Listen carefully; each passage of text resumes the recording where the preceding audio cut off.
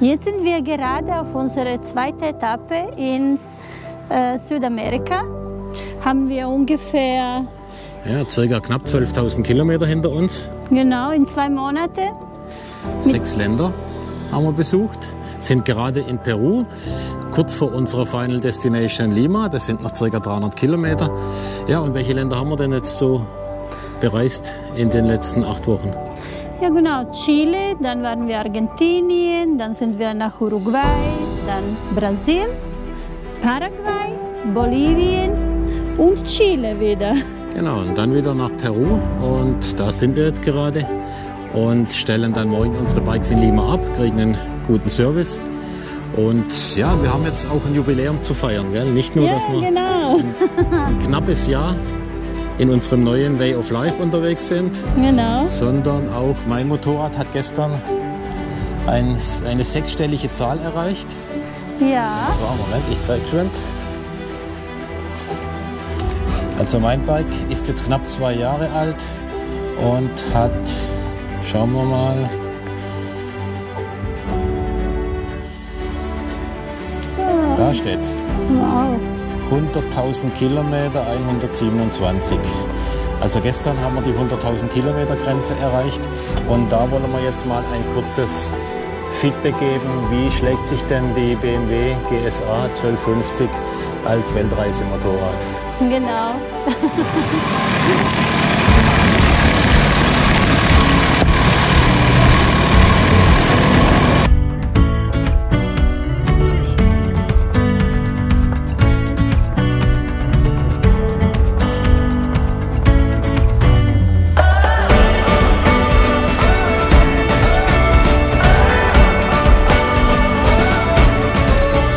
Ja, wie schlägt sich die 1250 GSA als Weltreisemotorrad?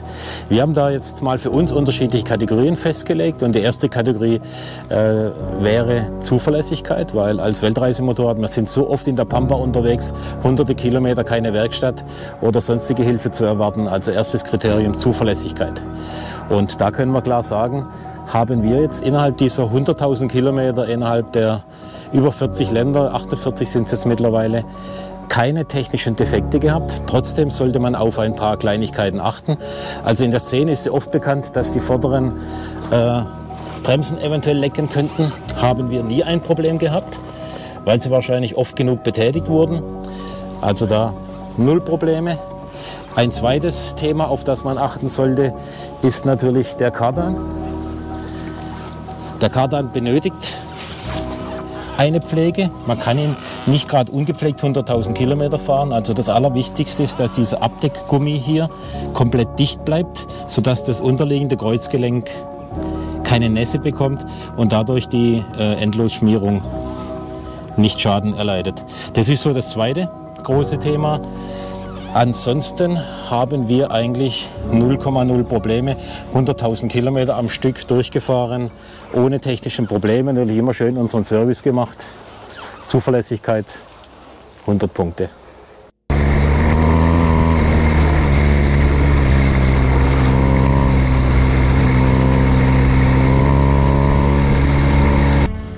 Zum Thema Zuverlässigkeit wollen wir ein Kriterium noch mit hinzufügen. Das ist der BMW Navigator 6. Also die BMW selbst, die 1250, hat von uns die 100 Punkte bekommen. Den Navigator sehen wir jetzt mal außerhalb der Konkurrenz, weil er eben kein Muss ist. Und wir nutzen ihn sehr gerne, weil er einfach durch das Handrad zu bedienen ist. Ja, aber leider ist es mittlerweile der 4. Navigator, den wir haben. Also er hat immer dieses Phantombedienung nach 10.000 bis 20.000 Kilometer und wir mussten ihn dann tauschen. Und dadurch muss man klar sagen, Navigator als Weltreise-Navigation 0 Punkte.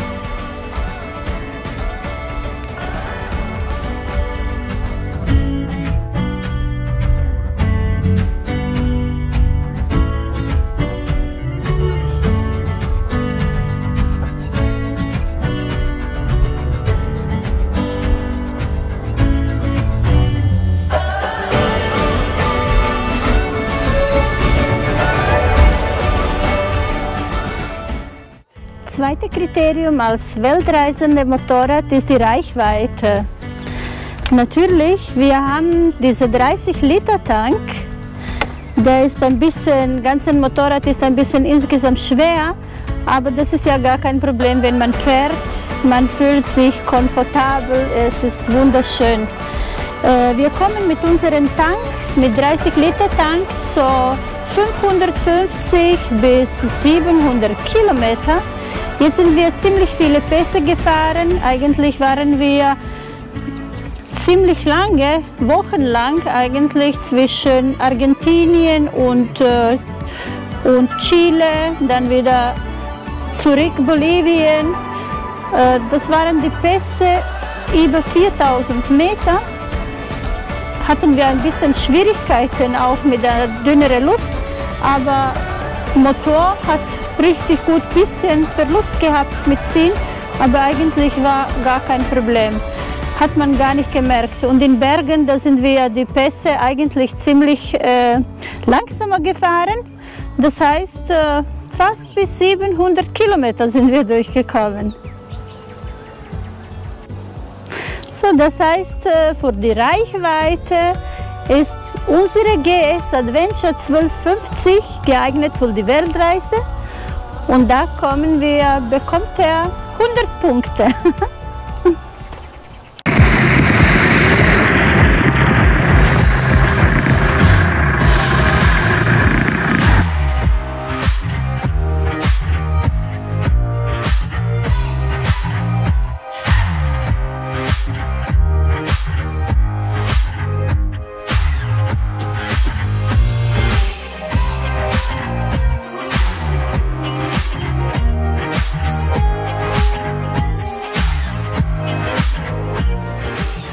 Ist die 1250 GSA als Weltreisemotorrad geeignet? Ja, nein. Drittes Kriterium unsererseits wäre Ergonomie. Sagen wir, auf Weltreisen ist man oft über 10 Stunden auf Motorrad unterwegs und will natürlich abends nicht fix und fertig in der Unterkunft ankommen. Und hier sieht man schon, ich glaube, da ist über GS auch schon sehr viel gesagt drüber, eine perfekte Ergonomie. Aufrechte Sitzposition, natürlich haben wir am Windschutz auch etwas gemacht. Wir haben auch Zubehörparts von Touratech noch, was Ergonomie betrifft, dran. Aber letztendlich kamen wir abends immer topfit an. Ganz entspannt. Genau, konnten noch ein bisschen Office machen, den Abend genießen und also Punkte hinsichtlich Ergonomie. 100 Punkte. 100 Punkte.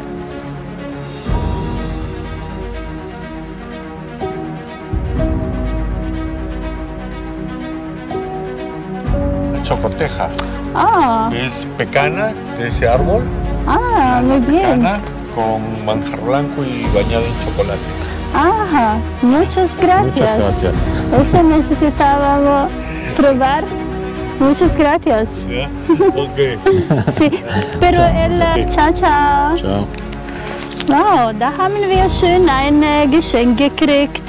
Müssen wir ausprobieren. Das heißt, diese kleine Schokolade oder, wie soll man das sagen, Praline, das kommt eigentlich von diesem Baum hierher.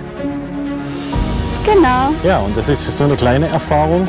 Das war jetzt eine ungeplante Aktion und so geht es uns jeden Tag. Also wir lernen jeden Tag auf der Straße zig Leute kennen aus unterschiedlichen Ländern, unterschiedliche Lebensstile und genau das macht eigentlich das Salz in der Suppe aus als Genau. Reisende. Ich finde echt super. Wir haben ganz viele Kontakte mit Leuten, mit Einheimischen. Überall, egal wo wir hinstehen, sind wir angesprochen oder sprechen wir die Leute an.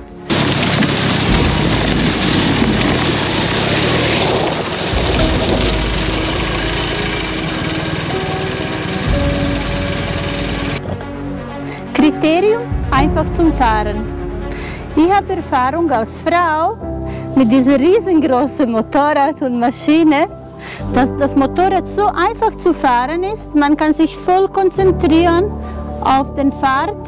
Man ist abends nach 300 bis 800 Kilometer ganz entspannt. Man kommt schön nach Hause oder irgendwo zum Übernachten. Und man ist einfach, hat Zeit für was anderes. Man ist nicht erschöpft. Ich finde mein Motorrad super toll. Genau, man sollte mit wenig Kraft und Konzentration so den Alltag meistern können, dass man dann auch Energiereserven hat, wenn es mal drauf ankommt. Da helfen natürlich auch die ganzen technischen Assistenzsysteme. Und ja, da muss man sagen, die GS trotz des Gewichts ist natürlich auch schon viel geschrieben worden und den tiefen Schwerpunkt um die Kurven, hat Energiereserven. Ja, und wir sind unterwegs mit Renatas Bike, hat bestimmt so knapp 300 Kilo plus ihr Eigengewicht. Dadurch einfach zu fahren, geeignet als Weltreisemotorrad. Wie viele Punkte? 100 Punkte.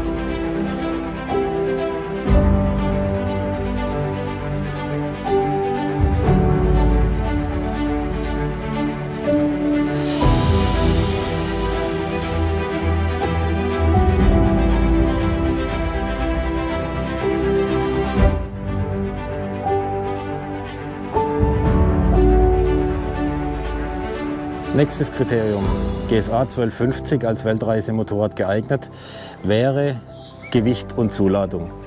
Also wenn man Renatas Bike so sieht, ein riesiges Teil, hat es mit Gepäck knapp 300 Kilo plus Renatas Gewicht noch on top. Ja, wie sind unsere Erfahrungen jetzt nach knapp 100.000 Kilometern, was Gewicht und Zuladung betrifft? Ja gut, wenn wir normale Straßen fahren mit dem ganzen Gewicht, Motorrad fühlt sich ganz locker, einfach. Man merkt das gar nicht, wenn man die asphaltierte Straße fährt. Aber wenn wir richtig schwierige Passagen Offroad fahren, manche Strecken, die richtig anspruchsvoll sind, dann tun wir einfach unsere Koffer abladen und dann fühlt man sich wie auf dem Fahrrad. Dann können wir schön im Stehen fahren, alle Passagen.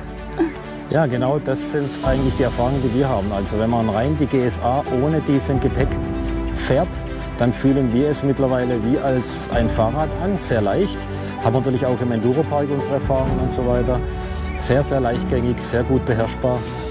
Wenn man aber jetzt diese 30 Kilogramm on top hat, dann wird es wirklich in manchen Situationen kritisch. Ganz normale Gravel Roads, Carretera Austral, gar kein Problem. Wenn man aber im losen Untergrund kommt, wie jetzt hier im Sand oder in etwas tieferem Schotter oder in etwas loseren Wiesen oder in Nässe, dann ist, ja, muss man wirklich sagen, der Grenzbereich erreicht.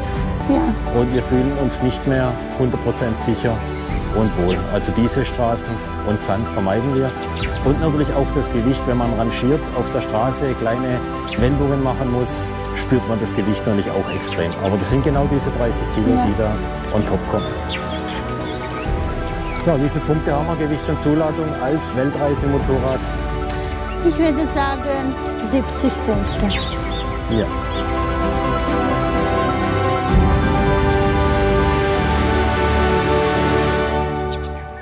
Kriterium Motor. Ja, nach unserer Erfahrung macht es natürlich super Spaß, mit 143 Newtonmeter im dritten Gang um die Kurve zu fahren. Auch auf 4.500 Meter hat der Motor 0,0 Probleme, also er zieht mit etwas Leistungsverlusten noch super durch. Ja, aber jetzt ganz ehrlich gesprochen, braucht man 143 Newtonmeter, 135 PS als Weltreisemotorrad? Was natürlich auch zusätzliches Gewicht bedeutet. Was meinst du, Renata? Ich glaube, das braucht man eigentlich nicht. Man kommt auch mit kleineren Motorrad genauso weit. Genau, man hat diese Leistungsreserven. Es macht super Spaß, auch mal die Leistungsreserven dann zu nutzen. Aber ganz objektiv betrachtet, auf unseren Reisen, die letzten zigtausend Kilometer, ist es einfach nicht notwendig. Genau. So, braucht man diesen Motorrad als diesen starken Motor auf Weltreisen? Wie ist unsere Punktzahl? Ja gut, wenn wir jetzt auf den Pässe irgendwelche Autos überholen müssen, dann fühlt sich das richtig toll. Aber normalerweise braucht man nicht.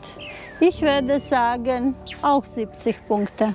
Ja, aber nur bezogen auf Weltreise. Der Motor ist der absolute Hammer und begeistert uns jeden Tag aufs Neue.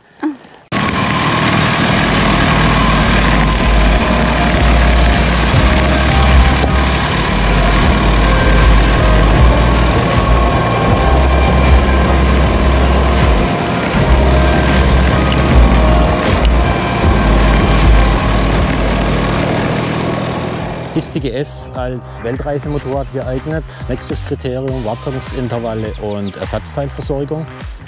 Zum Glück haben wir noch nicht so viel Erfahrung, spricht ja auch super für die GS.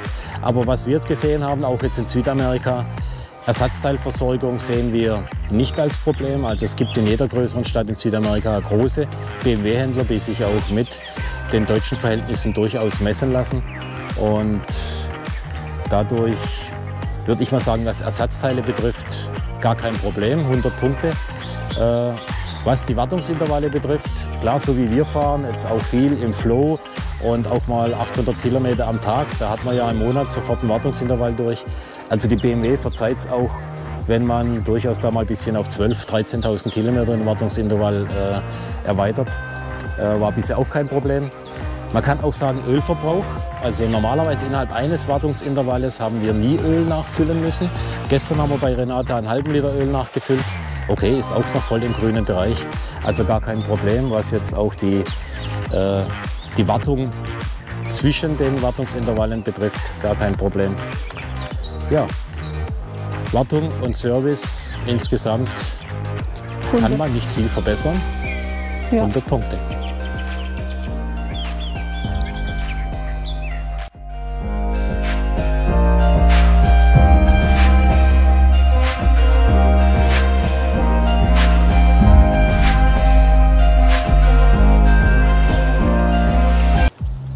GS 1250 Adventure geeignet als Weltreisemotorrad. Finales Fazit meinerseits. Also die Strecken, die wir bisher gefahren sind, da war auch Island dabei, sehr kritische Offroad-Passagen, Most Dangerous Road. Wir waren in Bolivien, in der Death Road, hat die GS alles super gemeistert, aber da hat man auch das Gepäck runtergemacht, wenn man ehrlich ist. Also Südamerika, Europa, Fazit GSA 100 Punkte. Wenn wir allerdings jetzt uns überlegen, Himalaya zu fahren, Pamir Highway oder auch Afrika, da überlegen wir durchaus, uns auf etwas Leichteres umzustellen. So, mein Fazit über mein Motorrad. Jetzt insgesamt die ganze Europa und Südamerika. Eigentlich die Straßen, die waren schon kleinere Wege ziemlich anstrengend und das Gewicht hat schon eine Rolle gespielt. Aber eigentlich sind wir überall durchgekommen, war kein Problem. Die Maschine ist richtig schwer. Wir haben echt Probleme, wenn die Straßen so richtig schmal sind, im Offroad-Bereich, irgendwo mit Umdrehen. Da würde ich mir wünschen, ein bisschen leichtere Maschine. So, Gesamtfazit Europa und Südamerika. Gesamtfazit bis jetzt 100 Punkte. Wenn wir mal Himalaya oder Afrika gehen, dann würden wir uns was anderes überlegen, weil im Sand ist echt anstrengend und auf diese schotterlosen Straßen zum Fahren geht's, aber zum Umdrehen, das macht schon ein bisschen das Gewicht an. Das kann man nicht wegreden. Ja. So, jetzt kriegen wir noch Besuch. Aha. Das ist natürlich auch Südamerika, sehr spontan. Spontan. Ah, okay, der Host hier von unserer Pension hat noch den Reitstall. Oh, danke. It's a Peruvian step horse. Ah, Step Horse. Okay, Linda ist da.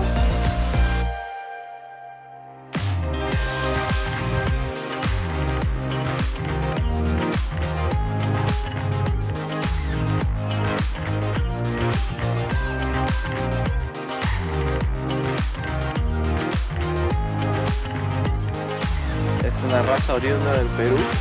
Ajá. Y este caballo es muy especial porque su paso es muy suave.